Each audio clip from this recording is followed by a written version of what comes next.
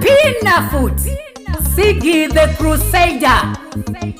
Kuna chino chisingaperi agemure upenyu diabori iwe wakandirwisa Ungehova sliding tackle Satani wakandipiringisha Shida kuyenda kumberiwo wakandipiringidza Ndite zvinobatika wakandipiringisha kuti ndirore ndichatewo wakandipiringidza kuti ndishande ndite mari wakandipiringisha kuti ndishumire Mwari wangu wakandipiringidza Ino Jesu ndiwo refu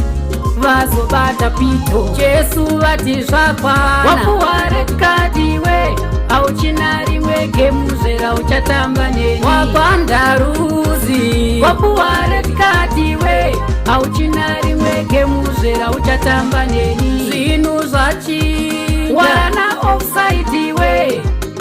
Satani washandira pasina wapedza nguva warana offside iwe Satani washandira pasina igibhala oso ekwenzu ekwesiri ime iye obula odigi iye obula makagi idara kwenzu idara yekwenzu idara yekwenzu idara yekwenzu Jesu vati zvakwana wapuwa red card iwe auchina rimwe gemuzera uchatamba neni wakwandaruzi wapuwa red card iwe auchina rimwe gemuzera uchatamba neni zvinhu zvachinja warana offside iwe Satani washandira pasina wapedza nguva warana offside iwe Satani washandira pasina The righteous man might fall 7 times, but he can always wake up at 8. Those who wait upon the Lord, they shall renew their strength.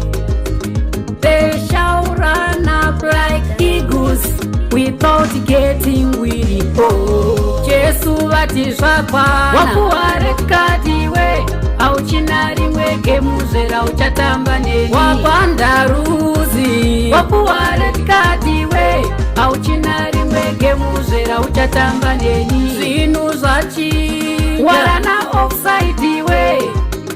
Satani washandira pasina wapedza nguva warana offside iwe Satani washandira pasina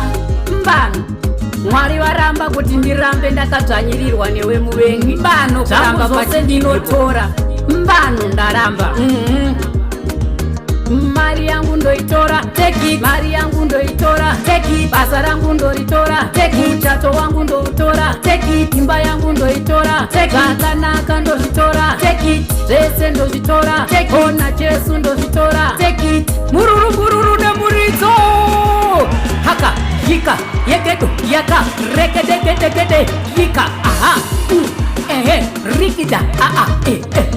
rikida wapuwa red card iwe